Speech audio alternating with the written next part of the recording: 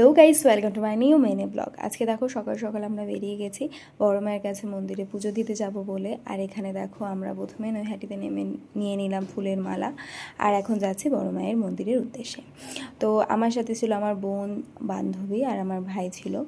তো এখানে দেখো চারিপাশে দোকানপাট কত সুন্দর, মানে সবাই ফুল বিক্রি করছে, মালা বিক্রি করছে, ফটো বিক্রি করছে।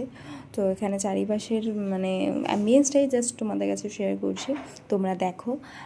এখান থেকে আমরা নিয়ে নিয়েছি ফুলের ডালা, যেটা আপাতত আমি যেহেতু এত লাইন দেখেছি, সত্যি বলতে মানে আমার মাথা মানে ঘুরে গেছে। তো সবার ফার্স্টে গিয়ে আমি লাইনে দাঁড়িয়েছি, আর আমার বোন আর ভাইকে দায়িত্ব দিয়েছি পুজোর ডালা নিয়ে আসার জন্য।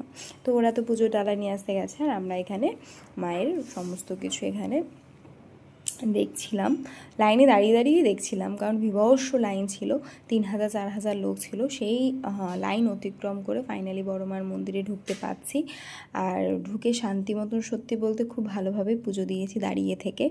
তো সেটাই হচ্ছে সবথেকে বড় শান্তির কারণ।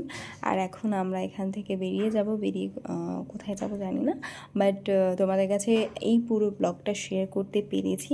তোমরা অবশ্যই কমেন্ট করে জানিও যে আমার ভিডিওটা কেমন লাগলো আর আজকে সারাদিনটা কেমন লাগলো। মানে বাইরে বেরিয়েছি বড় মাকে পুজো দিয়ে, আর চারিপাশে দেখতেই পাচ্ছ কত লোক, কত মানুষ এখানে এসে পুজো দেওয়ার জন্য শুধুমাত্র। তারপর এই যে আমরা বেরিয়ে গেছি, বেরিয়ে খুব খিদে পেয়েছিল, প্রচণ্ড খিদে পেয়েছিল। তো এখন আমরা খাবার খেয়ে নিয়েছি একটু, তো খেয়ে এখন বাড়ি যাচ্ছি। তো টাটা।